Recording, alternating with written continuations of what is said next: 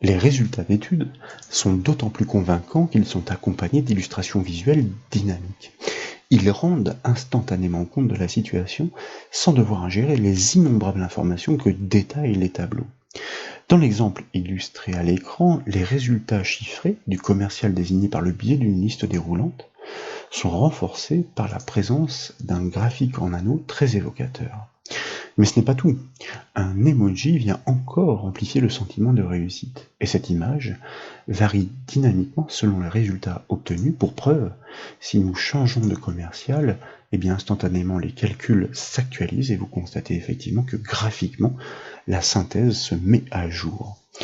Pour la mise en place de l'étude, nous avons besoin de données à analyser, mais aussi d'images adaptées à gérer. Comme toujours, ces sources sont proposées au téléchargement depuis le site bombache.fr. Nous réceptionnons ainsi un classeur muni de 2 feuilles nommées respectivement synthèse et feuille 2. Et tout de suite, en bas de la fenêtre Excel, je vous invite à cliquer sur l'onglet feuille 2 pour activer sa feuille précisément. Elle énumère pour l'instant uniquement les commerciaux en colonne C. Cette plage est utilisée dans l'autre feuille synthèse pour nourrir cette liste de choix des commerciaux. Et c'est dans cet onglet feuille 2 que nous devrons importer les images servant à agrémenter la présentation des résultats. À ce titre, et comme vous avez pu le voir, le fichier du classeur est accompagné d'un sous-dossier nommé IMG. Il héberge effectivement ces miniatures, ces emojis.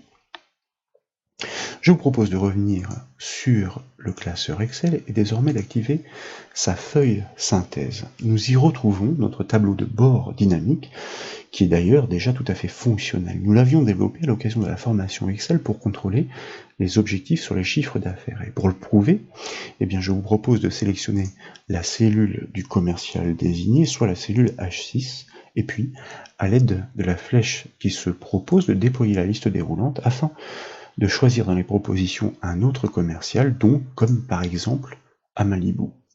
Instantanément, la symbolique de couleur change. C'est désormais le vert qui domine. Il indique que les résultats du commercial désigné sont satisfaisants. Il n'est donc nul nécessaire de décortiquer le tableau ou même de consulter la synthèse numérique. Cependant, et malgré cette efficacité, nous souhaitons encore renforcer, comme nous l'avons dit, la pertinence des interprétations avec une image dynamique appropriée à partir par exemple de la cellule L4. Pour associer une image précisément relatant les résultats numériques et variant avec eux, nous avons tout d'abord besoin de prévoir toutes ces déclinaisons. Et nous proposons d'insérer ces miniatures dans la feuille 2 qu'il s'agit dans un premier temps d'activer par le biais de son onglet et éventuellement de cliquer sur la cellule de départ comme ici, la cellule G12. Dès lors, en haut de la fenêtre Excel, nous allons cliquer sur l'onglet Insertion pour activer son ruban. Et puis, nous allons cliquer sur le bouton Illustration et puis, dans la liste, sur le bouton Images. De fait, dans la boîte de dialogue qui se propose, il s'agit de pointer sur le sous-dossier IMG du dossier de décompression. Nous n'avons plus qu'à définir ou regrouper dans une même sélection à l'aide de la touche CTRL les images qui nous intéressent, toutes en excluant pour l'instant l'image neutre.png que nous allons exploiter ensuite et vous verrez pourquoi. Nous cliquons alors sur le bouton Insérer. De fait, les 3 emojis s'insèrent dans la feuille les unes sur les autres pour l'instant. Je vous propose alors de cliquer sur une cellule vide pour désactiver la sélection. Il s'agit ensuite de placer les images par ordre de satisfaction, arbitrairement, pourquoi pas, dans les cellules respectives G12, H12 et 12. Il convient aussi de les redimensionner par les poignées d'angle afin qu'elles soient explicitement hébergées, abritées dans les cellules de réception, qu'elles ne débordent plus. Ainsi, chaque cellule respectivement va bien désigner un emoji, un émoticône. Désormais, du côté du tableau de bord, nous devons prévoir la réception dynamique de l'image associée au résultat synthétisé du commercial.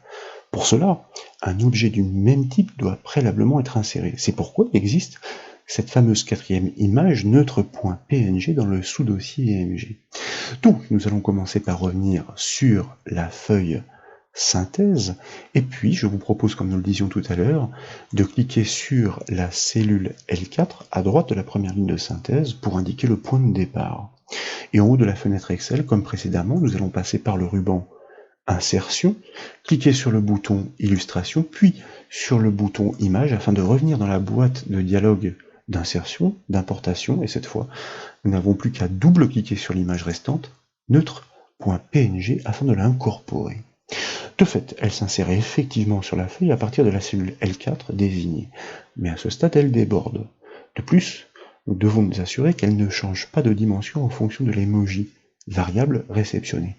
Dans un premier temps, donc, je vous invite à redimensionner par ces poignées d'angle, par exemple la poignée inférieure droite, son cadre pour qu'il ne déborde plus. Et puis, nous allons cliquer droit sur cet objet afin de faire apparaître son menu contextuel.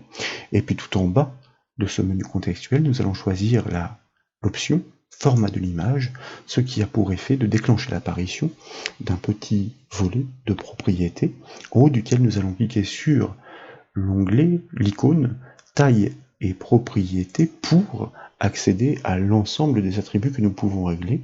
Dès lors, il s'agit de déployer la catégorie propriétés et de cocher la case. Alors, là, en l'occurrence, je l'ai replié, et de cocher la case, comme je vous le disais, ne pas déplacer ou dimensionner avec les cellules. Avec ces réglages, notre objet image de réception devrait conserver ses dimensions, quelle que soit la miniature chargée dynamiquement. Dès lors, nous pouvons cliquer sur la croix du volet afin de le fermer et de faire un peu plus de place sur la feuille de travail. Nous devons maintenant exploiter cet objet pour agrémenter la synthèse des commerciaux.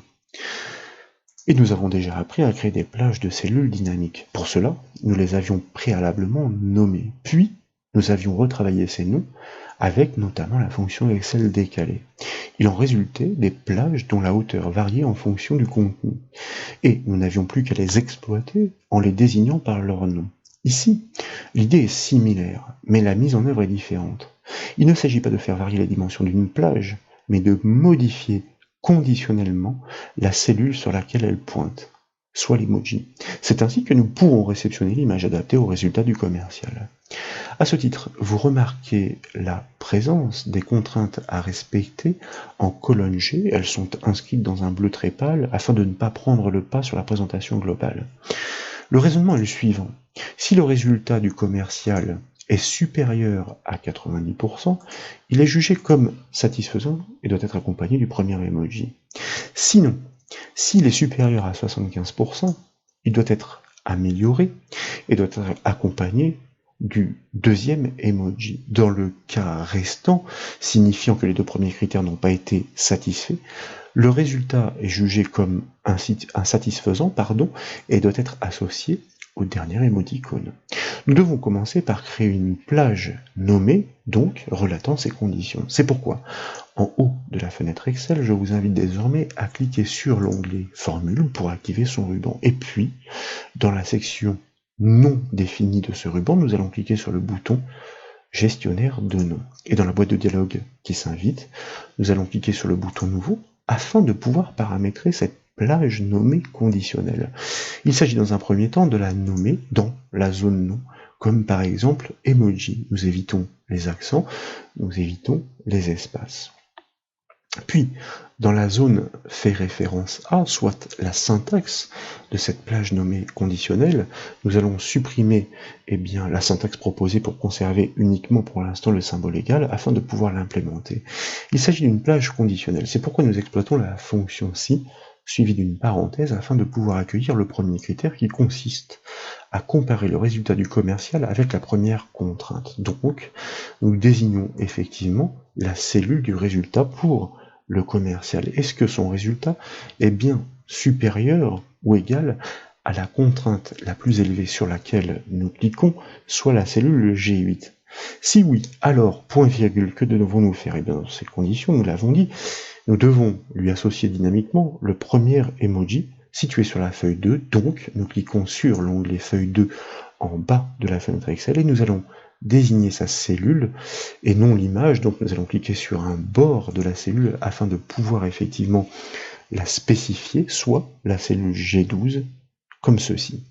Sinon, Dans le cas contraire, deux cas sont encore possibles. Le résultat peut soit être à améliorer, soit il est jugé comme insatisfaisant, puisque il y a encore deux emojis potentiellement à associer. Donc, nous devons imbriquer une nouvelle fonction-ci dans l'énumération. C'est pourquoi nous tapons de nouveau son nom, suivi d'une parenthèse, et nous devons vérifier de nouveau le critère par rapport au résultat du commercial. Nous revenons sur la feuille synthèse, nous cliquons sur le résultat du commercial, ce qui implique que, eh bien, si nous sommes dans cette branche de cette deuxième fonction-ci que le premier critère n'a pas été vérifié, dans ces conditions-là, est-il au moins supérieur ou égal à la deuxième contrainte, donc la cellule G7 que nous cliquons. Alors, dans ces conditions-là, eh bien, nous savons que c'est le deuxième émoticône qui doit être associé. Point virgule, nous cliquons sur l'onglet feuille 2 en bas de la fenêtre Excel et puis nous allons désigner la cellule hébergeant ce deuxième emoji, soit la cellule H12. Sinon, point virgule, eh bien, le dernier sinon, implicitement, donc, indique que ni la première condition n'était satisfaite, ni la deuxième condition. Donc, le résultat est forcément jugé comme insatisfaisant, insuffisant. C'est pourquoi, naturellement, c'est le dernier emoji qui doit être associé. Nous cliquons donc sur sa cellule I12 pour pouvoir le désigner. Nous fermons la parenthèse de la deuxième fonction-ci, nous fermons la parenthèse de la première fonction-ci qui l'imbrique. Dès lors, nous pouvons cliquer sur le bouton OK pour valider la syntaxe de cette plage nommée conditionnelle et dynamique, et puis sur le bouton Fermer du gestionnaire de noms afin de revenir sur la feuille Excel. Pour adapter dynamiquement l'image au résultat numérique, le plus dur est déjà réalisé. Maintenant que la plage conditionnelle est créée, il ne reste plus qu'à établir la liaison entre cette dernière et l'objet image. Donc, sur cette feuille synthèse, je vous invite désormais à sélectionner l'image neutre.png et puis dans sa barre de formule, à saisir la syntaxe de correspondance avec, eh bien, tout simplement notre plage nommée. Nous l'avons intitulée emoji, donc égale emoji, que nous validons nécessairement avec la touche entrée du clavier. De cette manière, nous indiquons simplement que le contenu de l'objet image est régi par la plage conditionnelle. Comme cette dernière résonne en fonction des contraintes du tableau de bord, elle adapte l'emoji à la situation. Normalement, nous allons le constater. À ce titre, pour l'instant, vous voyez le premier d'entre eux apparaître. En revanche, le cadre a perdu sa dimension, donc il convient de le redimensionner par ses poignées d'angle afin de le faire tenir dans la zone du tableau de bord. Désormais, ces dimensions ne varieront plus. Et puis, pour constater le fonctionnement, avec la liste déroulante, je vous propose de choisir un autre commercial, comme par exemple CF, ou encore le commercial OUDA, afin de faire varier les symboliques de couleurs. Ces résultats dynamiques ne correspondent pas aux attentes de l'entreprise. Ils sont en deçà de la plus basse contrainte fixée, et la synthèse visuelle est sans appel. Il n'est pas nécessaire désormais de se référer aux chiffres. Non seulement la symbolique de couleur rouge est de mauvais signe, mais en plus de cela, la représentation fournie par l'émoticône résume parfaitement la situation. Voilà donc pour ces démonstrations, j'espère qu'elles vous ont plu. Si c'est le cas, comme toujours, je compte sur vous pour mettre un petit j'aime à la vidéo, et comme vous le savez, vous pouvez retrouver toutes les autres formations sur le site bombache.fr. Je vous remercie.